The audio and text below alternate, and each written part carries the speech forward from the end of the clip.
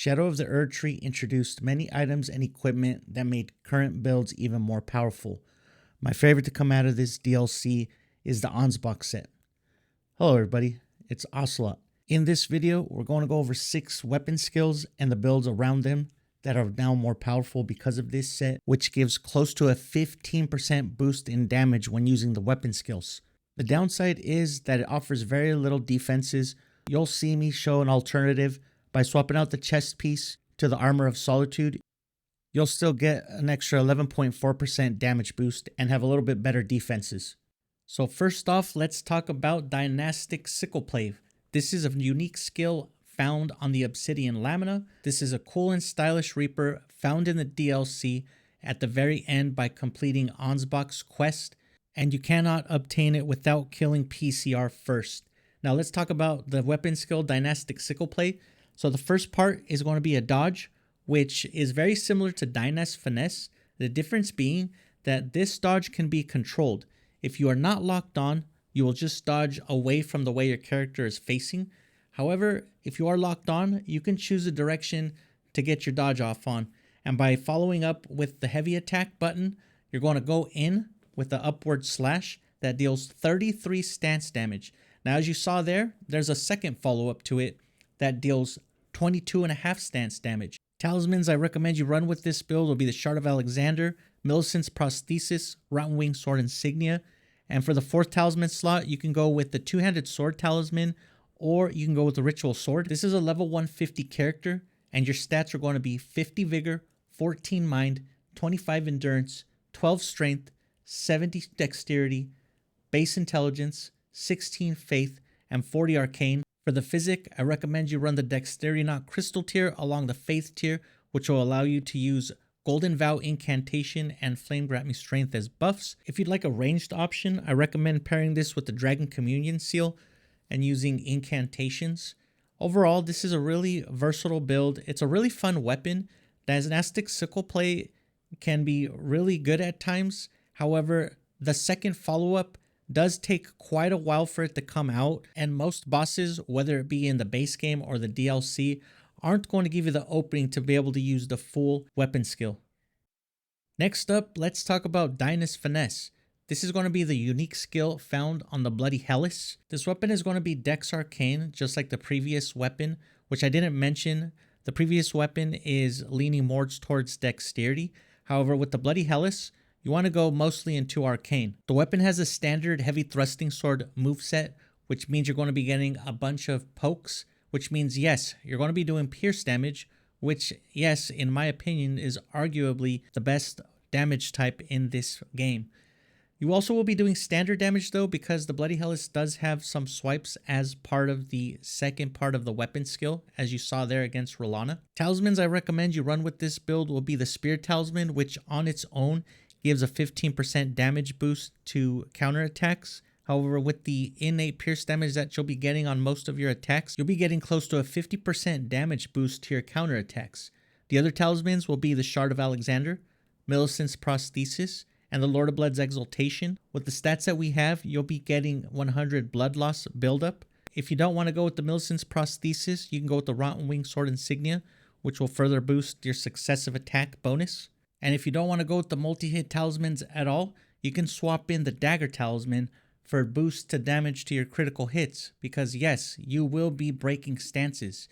This weapon deals almost identical stance damage as the previous weapon, where on the first follow-up after doing the dodge, you do 33 stance damage, and on the second follow-up, you do 22 stance damage. However, both parts of the skill come out extremely fast, and you will definitely be able to get both parts off, and you'll definitely be breaking stances easily. Stats for this build, again, level 150, 50 Vigor, 16 Mind, 25 Endurance, 16 Strength, 20 Dexterity, Base Intelligence, 25 Faith, and 70 Arcane. For our third skill, it's going to be Reduvia Bloodblade, found on, yes, the Reduvia, one of the best early game bleed weapons and one of the best and powerful weapons in the game in general. With this skill, your character slashes at the air and throws out blood daggers that do 100% physical damage and scales with weapon level, arcane, dexterity, and to a minor extent strength. But for our build, we're mainly going to be going into Dexterity and Arcane. At only 6 FP per cast, it is a relatively cheap skill that gives a decent amount of range. It doesn't go past mid-range, but when you do actually hit up close and personal with the weapon, you will not only be hitting with the blood daggers, but you'll be hitting with the weapon itself for increased blood loss buildup and increased damage. Now, since this skill is so spammable, we're going to be building around the successive attack buffs, which means for our talismans, yes, we're going to have both the Rotten Wing Sword Insignia and Millicent's Prosthesis, and we're going to pair those along with the Shard of Alexander and the Lord of Blood's Exaltation. Now, as you can see here, as for armor, I don't have the full Ansbach set on. I chose to go with a white mask instead of the Ansbach helm, which, yes, we'll be losing approximately 4% damage to our Blood Oath skill. However, with the amount of bleed you're going to be proccing, the 10% damage boost that you get from the white mask, in my opinion, is going to be a lot better than wearing the full set. As for your level 150 stats, you'll want 50 Vigor, 16 Mind, 25 Endurance, base Strength, 45 Dexterity, base Intelligence, 25 Faith, and 60 Arcane. I recommend going with a Bandit as a starting class, as you can wield this weapon right away without having to put any points into any stats. With the 60-25 Arcane Faith split in your stats, with the plus 10 Dragon Communion Seal, you'll be getting a 321 incant scaling, which means you can basically use any Dragon Communion incantation that you'd like, and any faith-based incantation as long as you have the requirements for it, and get some great damage out of all of your attacks. For the physic, you're going to want to run the Dexterity Knot Crystal tier and the Thorny Crack tier.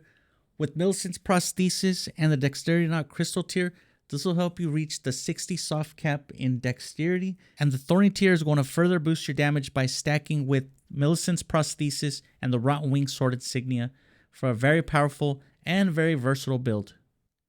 The next skill I'd like to talk about is Bloodblade. This is an infusible skill, and here we're going to pair it with the Nagakiba. This is very similar to Reduvia Bloodblade, however, in my opinion, this is vastly superior. This costs half the FP at 3 and consumes half the stamina. With the same size stamina bar, you can get off 6 Reduvia Bloodblades, whereas with Bloodblade, you can get off 11 or up to 12. The weapon itself has a hitbox as you're using the skill, which makes the Nagakiba the obvious choice to pair it with. Comes with passive bleed, which means by going with the Cult Infusion, we can go all into Arcane, which is going to raise our damage and the blood loss buildup, as the weapon skill scales solely off of our Arcane stat. To get the most damage out of this build, we went with a white mask again, as a 10% damage boost from blood loss in the vicinity is going to outweigh the 5% damage boost that we get from the Ansbach helm. For the talismans, we're going to use the same exact talismans as the last build: Rotten Wing Sword Insignia, Millicent's Prosthesis, Shard of Alexander, and the Lord of Blood's Exaltation. Our level 150 stats will be 50 Vigor, 14 Mind, 28 Endurance, 18 Strength, 27 Dexterity, base Intelligence, 25 Faith, and 70 Arcane. In the physic, I recommend you go with the Dexterity Knot Crystal tier and the Thorny Crack tier. For buffs, we'll be going with Golden Vow and Flame Grant Me Strength. And again, if you want to add incantations for a more versatile build, you can pair it with the Dragon Communion Seal and get over 300 incant scaling. Next up, we have Blood Tax, which is another infusible skill. This time, we're going to be putting it on the Great Katana, also from the DLC.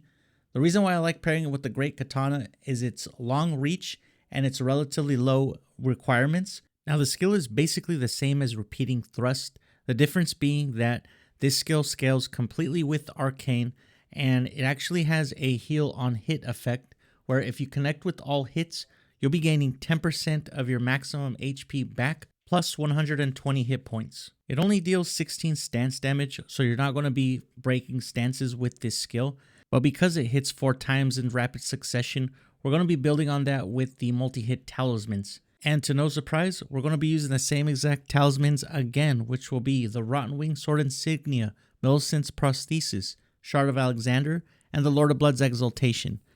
As with our previous builds, instead of using the Ansbach's helm, we're going to be using the white mask to take advantage of the 10% damage boost when blood loss occurs in the vicinity.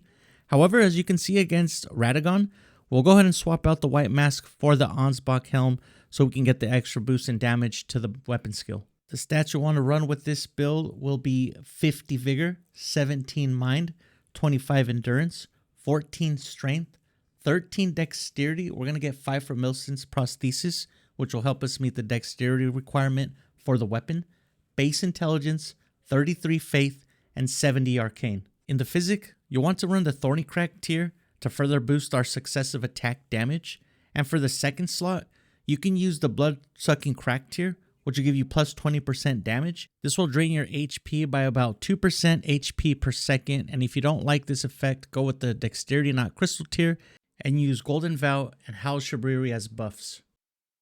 Our last Blood Oath skill that we'll be going over is going to be the infamous Corpse Piler, which is, yes, on the infamous Rivers of Blood. And because of the Ansbach set is even better now, is it overrated? I don't know. What do you think? Let me know down in the comments if you think this weapon is overrated. Me personally, I'd rather go with the Nagakiba and Double Slash with Blood Flame Blade, but that's another video entirely. And again, because how fast this weapon skill is and how much blood loss we'll be inflicting upon our enemies, we're going to go with the white mask again, but feel free to swap it in for the Ansbach set, especially for enemies that don't bleed, such as this enemy right here, the Sunflower. There's not much to say about this weapon that hasn't already been said, so I'll just go ahead and give our talismans and stats. For talismans, we're going to go with the Rotten Wing Sword Insignia, Millicent's Prosthesis, Shard of Alexander, Lord of Blood's Exaltation. For bosses that don't bleed, go ahead and put on the full Ansbach set and swap out the Lord of Blood's Exaltation for the Ritual Sword Talisman. And here's your level 150 stats. You'll want 50 Vigor, 16 Mind, 24 Endurance, 12 Strength, 35 Dexterity, Base Intelligence, 25 Faith, and 60 Arcane. In the Physic, you'll want to run the Dexterity Not Crystal tier and the Thorny Crack tier. And as for buffs, you're going to want to use Golden Vow and Flame Grant Me Strength. And that's going to be it for this video. I hope you all enjoyed the builds. Hope you all learned some new information. Let me know what you all think. What's your favorite Blood Oath skill? If you liked the video, please like and subscribe and leave a comment down below. Also in the description, you're going to find a link to join the Discord, where we can talk about all things gaming, not just Elden Ring. And we also live stream here and on Twitch Monday through Thursday. I usually post my schedule in the community tab. However, more consistently, you'll find it in the Discord. Well, have a good rest of your day, morning, evening, or night. Take care, and we'll see you on the next one. Bye.